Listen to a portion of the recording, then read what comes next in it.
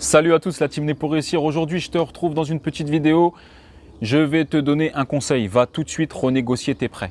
Les prêts sont exceptionnellement bas. C'est historique, c'est les soldes. S'il te plaît, si tu m'aimes, fais-moi plaisir, va renégocier. Maintenant, je vais t'expliquer comment faire. Avant de commencer la vidéo, abonne-toi si ce n'est pas déjà fait. Mets un like si tu aimes cette vidéo. N'oublie pas d'activer la petite cloche pour être alerté de mes vidéos en temps réel.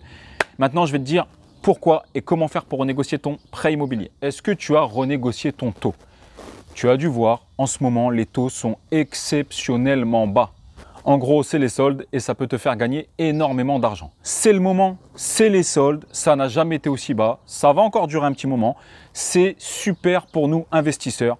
Un peu moins pour l'économie, mais je ne vais pas rentrer dans les détails. Mais en tout cas, pour nous investisseurs, c'est super.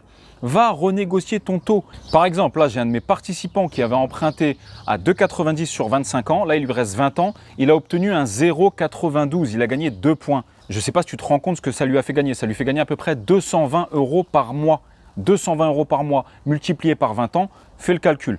Donc n'hésite pas, lui aussi il hésitait. Je lui ai dit écoute, vas-y, demande à ta banque. Donc il a demandé à sa banque était un peu frileux. Ils lui ont dit oui, mais non, ce n'est pas un nouveau prêt, c'est un refinancement, donc du coup c'est plus compliqué. Je lui ai dit écoute ce que tu vas faire.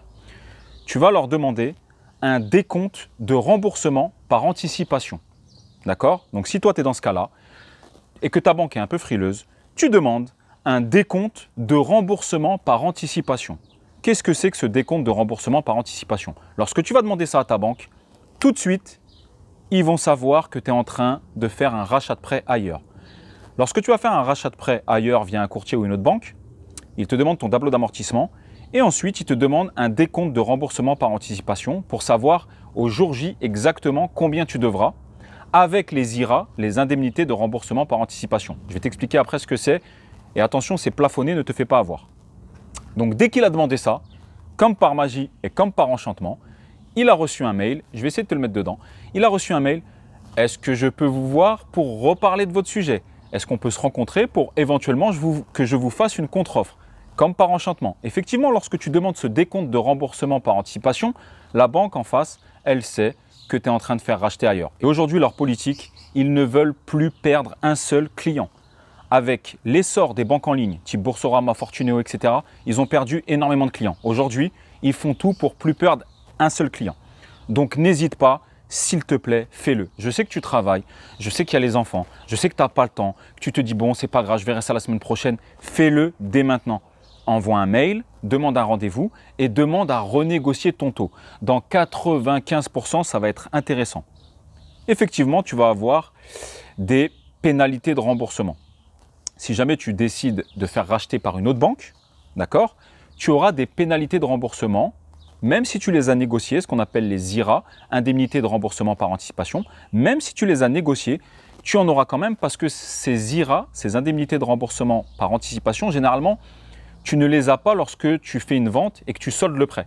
Donc lorsque tu rembourses le prêt existant sur tes fonds propres, avec tes deniers personnels. Lorsque tu fais un refinancement, un rachat de prêt par une autre banque, même si tu avais négocié en amont ces pénalités de remboursement, là par contre tu en auras. Alors attention, ces indemnités de remboursement ne te fait pas avoir. Bon, généralement les banques, elles sont réglo, mais ça peut arriver. Voilà, je te dis la technique pour contrôler. Ces indemnités de remboursement par anticipation, alors attention, c'est soit 3% du capital restant dû, donc je dis une bêtise, il te reste 100 000 € à rembourser, c'est 3 000 €, mais, et là elle est la différence, donc c'est 3 000 €, 3% du capital restant dû, mais c'est plafonné à un semestre d'intérêt maximum. C'est-à-dire que ça ne peut pas dépasser un semestre d'intérêt. Imaginons que tu aies une traite à 500 €, que sur ces 500 € par mois, tu aies 200 € d'intérêt, ça ne peut pas dépasser 6 fois 200 €, ça ne peut pas dépasser 1 200 €. Même si les 3% du capital restant dû sont égales à 3 000 €, dans ce cas-là, on prend la plus petite valeur des deux et dans ce cas-là, c'est le semestre d'intérêt qui est inférieur aux 3% et donc c'est plafonné à ce semestre d'intérêt. Ne te fais pas avoir, c'est plafonné à un semestre d'intérêt. Donc n'oublie pas ça. Si les 3% du capital restant dû sont supérieurs à ton semestre d'intérêt, la banque doit prendre le semestre d'intérêt. Elle ne doit pas prendre les 3% du capital. Donc vérifie bien ça, d'accord? Ça c'est un point important. Mais il faut absolument que tu renégocies. S'il te plaît, ne procrastine pas. Qu'est-ce que c'est que procrastiner? C'est dire je le ferai demain, je verrai, flemme, machin, j'ai pas le temps. Non, envoie un mail et renégocie. Tu vas certainement gagner beaucoup d'argent. Ils vont te refaire un tableau d'amortissement et tu vas regagner beaucoup d'argent. Si possible, je vais te donner une autre astuce lorsque tu vas renégocier ton prêt. Négocie une clause qui t'autorise à faire un transfert de prêt. Je vais t'expliquer ce que c'est. Ça veut dire que si demain tu vends, tu n'es pas obligé de rembourser le prêt et du coup tu gardes cette somme que tu as empruntée aujourd'hui à 1,20 ou à 0,90 ou à 1,50. Aujourd'hui, il faut savoir que les taux sur 25 ans, il y a du 1,20. Je ne sais pas si tu te rends compte. Sur 25 ans, il y a du 1,20. Les banques aujourd'hui, elles empruntent quasiment à 0%. C'est exceptionnel, c'est les soldes. Donc n'hésite pas à le faire. Sur 20 ans, dans le meilleur des cas, on arrive à avoir du 0,95. Je ne sais pas si tu te rends compte, c'est gratuit. Donc négocie ce transfert de prêt. Qu'est-ce que c'est? Imaginons que dans 10 ans, tu vendes ce bien. Mais dans 10 ans, peut-être que les taux auront remonté. Je pense que ça remontera, hein.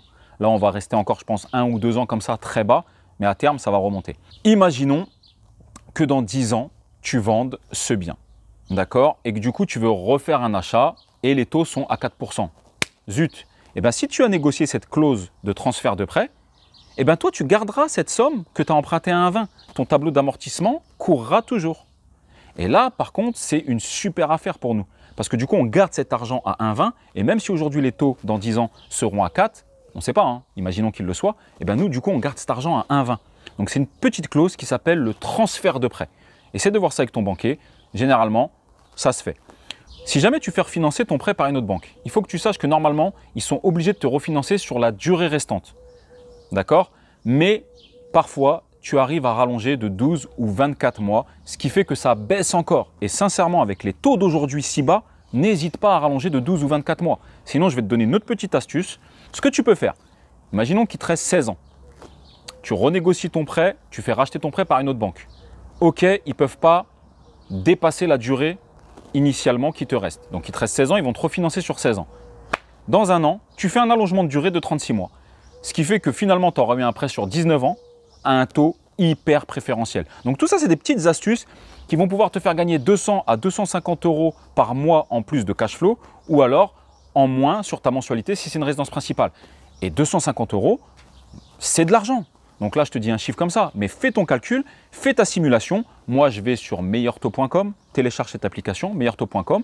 Tu vas dans simulateur, tu rentres le capital restant dû et tu jauges sur la durée. Voilà. Et tout de suite, tu vois à peu près, alors ce n'est pas à l'euro près, hein, mais à 50 € près, tu vois à peu près combien ça va te faire gagner. Donc voilà, c'était aujourd'hui ce que je voulais te dire. N'hésite pas, fais-le, ne dis pas demain, fais-le, c'est maintenant. Je te rappelle que si tu veux aller plus loin avec moi, ma formation est toujours disponible. Tu trouveras le lien en description. Ça te donnera accès à notre groupe privé WhatsApp, plus mon WhatsApp, où je te suis étape par étape. Tu peux appeler ça un mastermind ou un accompagnement comme tu veux, mais seulement c'est via WhatsApp. C'est aussi bien qu'en physique, sauf que ça coûte 10 fois moins cher. Donc si tu veux, le lien est en description. On est un groupe super. Beaucoup de mes participants là ont acheté, ont fait des super affaires.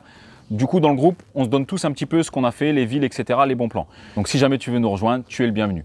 J'espère que cette petite vidéo t'a plu. S'il te plaît, fais-moi plaisir, va renégocier et tiens-moi au courant.